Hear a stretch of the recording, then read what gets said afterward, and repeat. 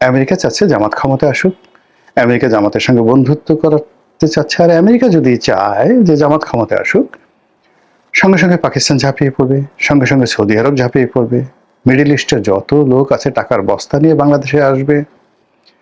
তার সঙ্গে সঙ্গে মানে পুরো ইসলামের যে গ্রুপগুলো আছে, ভোটারগুলো আছে, তাদের উপর যে মধ্যপ্রাচ্যের তেল, তাদের যে বিনিয়োগ, সেই বিনিয়োগ যদি চলতে থাকে, জামাতের বিজয়কে ঠেকায়। এরপর তুরস্ক, তুরস্ক, এরদোয়ান, মালয়েশিয়া, মাহমুদুর রহমান মানে আমার দেশ সম্পাদক, মাহমুদুর রহমানের পত্রিকা আমার দেশ পত্রিকা, সব মিলিয়ে জামাতের যে একটা স্ট্রং বেজ আছে বা তৈরি হয়েছে, এই বেজটি যখন সামনের লাইমলাইটে চলে আসে, বিএনপির পিলে চমকে যায়। আর এই যে ভিডিওটা মানে আমাকে করতে হচ্ছে, এর কারণ হলো যে আমি কোনোদিন বিশ্বাস করিনি যে জামাত ক্ষমতায় আসতে পারে, এবং এখনো পর্যন্ত আমি মনে করি যে জামাত ক্ষমতায় আসবে না, এখন পর্যন্ত মনে করি। কিন্তু অবাক করে হলো গতকাল মানে আমার এক বন্ধু, বয়স বড়, একটি সরকারি পদে আছে, আমি নাম বলবো না, মানে এই সময়টিতে মানে মেডিকেল সেক্টরে সবচেয়ে লুক্রেটিভ যে 2-3টি পদ রয়েছে, এরকম একটি পদে তিনি আছেন, বিএনপি করেন, বিএনপির কারণে তিনি এখানে এসেছেন। তো তিনি কথা প্রসঙ্গে বলছিলেন যে রনি ভাই, জামাত বোধহয় ক্ষমতা এসে যাচ্ছে। তাই বললাম তাই নাকি? মানে ওনার মুখে কথা শোনার পরে আমার রীতিমতো ভয় লেগে গেল। এরপরে উনি মুখ কালো করে বললেন যে সত্যি কথা বলি, আমি তো গত সেই 15 বছর আওয়ামী লীগের অধীনে চাকরি করেছি, আমার তো জানটা ছিল, নির্যাতিত হয়েছি, কষ্ট পেয়েছি, এটা ঠিক আছে, কিন্তু আমার জানটা ছিল। কিন্তু জামাত যদি ক্ষমতায় আসে তাহলে তো আমার জান থাকবে না, আমি শেষ হয়ে যাবো, একদম ফিনিশড বলে ভদ্রলোক একেবারে মুখটা কালো করে ফেললো। এবং এরপরে আমার কাছে মনে হলো যে আসলে এই ভিডিওটাই করা উচিত। করা উচিত এই কারণে যে জামাত ধরেন ক্ষমতায় এলো না, ভালো কথা, কিন্তু যদি আসে, যদি আসে, যদি আনা হয়, কিভাবে আনা হবে এগুলো আমি ইন ডিটেলস এগুলো বলবো না, কিন্তু যদি আনা হয় তাহলে কি কি প্রতিক্রিয়া হতে পারে, কি কি ঘটনা ঘটতে পারে, সেই জিনিসগুলো যদি আপনি আগে থাকতে বুঝতে পারেন, তাহলে নির্বাচনের বাকি যে সময়গুলো আছে আপনি নিজে প্রস্তুতি নিতে পারেন। আমাদের দেশে হলো কি, প্রথম ঘটনা হলো যে মানুষের যখন আবেগ উঠে কোনো একটা বিষয়, তখন আর মানুষ পিছনে ফিরে তাকায় না।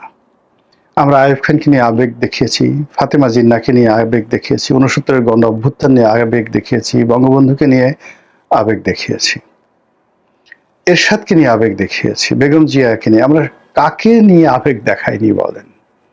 ওসমান হাদিকে নিয়ে আমরা আবেগ দেখেছি, আবার 48 ঘন্টা যেতে না যেতেই আমাদের আবেগ চলে গেছে।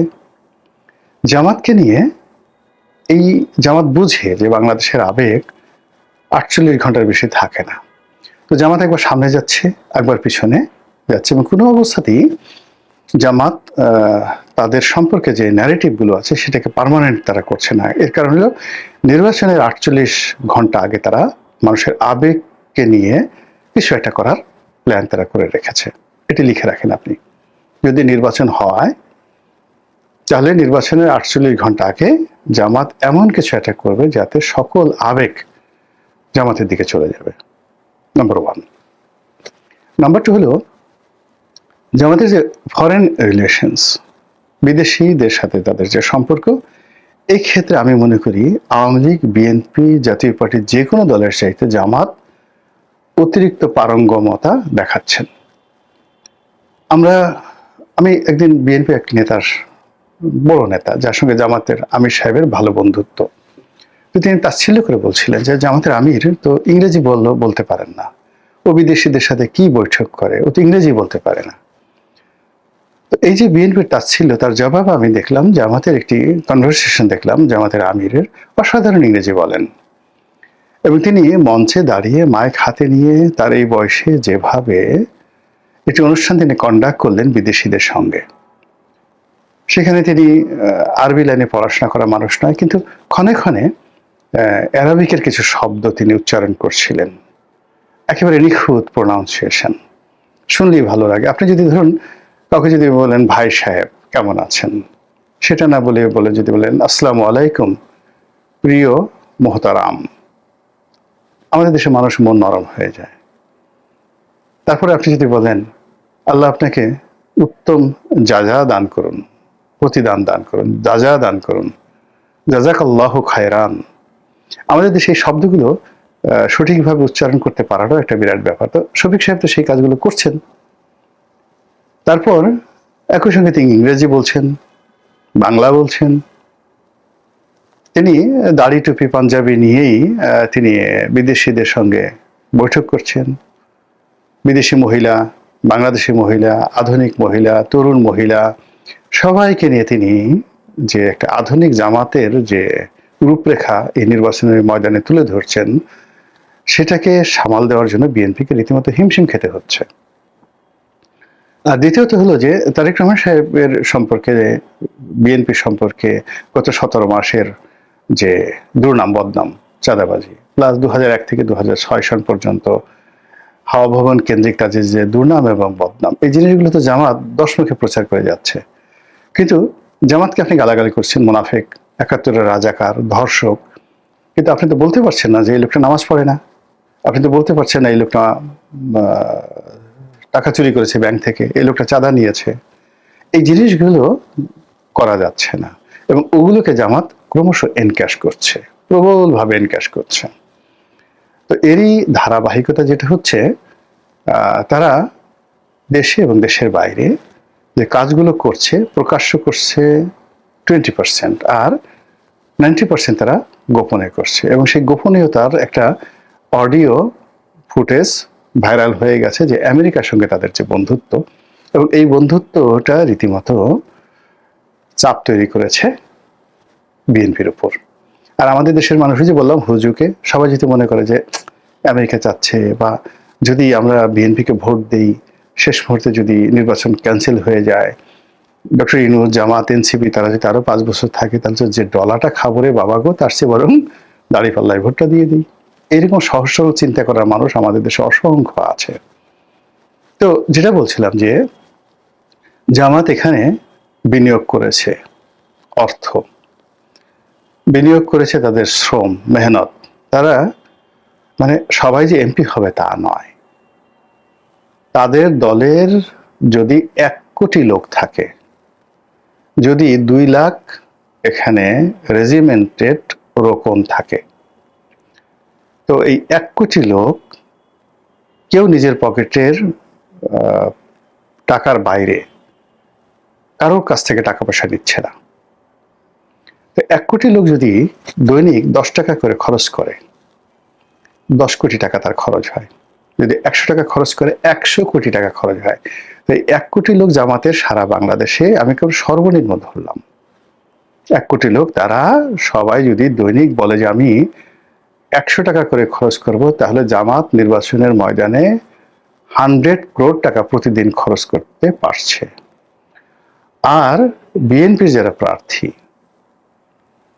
তাদেরকে যদি এই 300 জন বিএনপির প্রার্থী নয়, এরা কত এখন, কত ধরেন 300 ধরেন বিএনপির প্রার্থী, তো 300 বিএনপির প্রার্থীকে যদি 100 কোটি টাকা খরচ করতে হয় প্রতিদিন জামাতের মতন করে, তাহলে এই 300 প্রার্থীকে কত টাকা খরচ করতে হবে? এর কারণে বিএনপির কর্মীরা তো জামাতের কর্মীর মতো 100 টাকা দিচ্ছে না,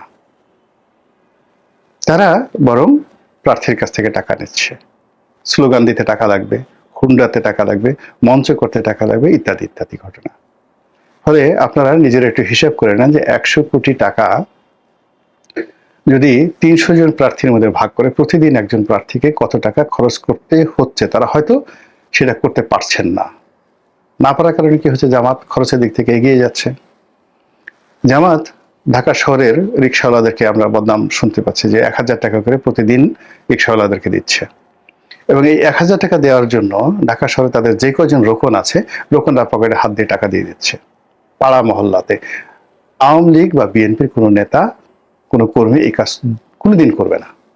পূরণীকরণ, বরং নেতার কাছ থেকে সে 10,000 টাকা নেবে, পোস্টার দেওয়ার কথা বলে, স্লোগান দেওয়ার কথা বলে নিজে 5,000 টাকা মেরে, তার হয়তো 5 কোটি টাকা সম্পত্তি আছে, কিন্তু ওই যে নেতার কাছ থেকে 5,000 টাকা সে মারতে পেরেছে, এটাকে সে একটা বিজয় মনে করে। আওয়ামী লীগেও এই অভ্যাস হয়েছে, বিএনপিতে এই অভ্যাস হয়েছে, জাতীয় পার্টিতে রয়েছে। কিন্তু জামাতের এই রোকন করবে কি, সে ডেইলি সেই জান্নাত পাওয়ার জন্য, দলকে সাহায্য করার জন্য, আল্লাহকে খুশি করার জন্য ডেইলি বলে যে আমার সামর্থ্য আছে, আমি 5,000 টাকা এই নির্বাচনের কয়দিন দান করব দলের জন্য। আর এই দলের নির্দেশ অনুযায়ী 1,000 টাকা করে 5 জন রিক্সাওয়ালাকে দেব। আমার এই 1 মাসে কত খরচ যাবে? ডেইলি 5,000 গেলে 1 মাসে 1.5 লাখ টাকা যাবে। এটা কোনো টাকা নাকি? জামাত ক্ষমতা আসলে এটা কোনো ব্যাপারই না। তারা এই কাজগুলো করছে। ফলে বিনিয়োগে আপনি যেটা আমাদের সাথে পাচ্ছেন না। এখন রেজিমেন্টেড ফোর্স, এই যে বললাম যে 2 লাখ রোকন থাকে, 1 কোটি মানুষ থাকে, এই 1 কোটি মানুষের 50 লাখ বউ আছে। এই 50 লাখ বউয়ের বিশ্বাস করেন একটাও ঘরে নেই।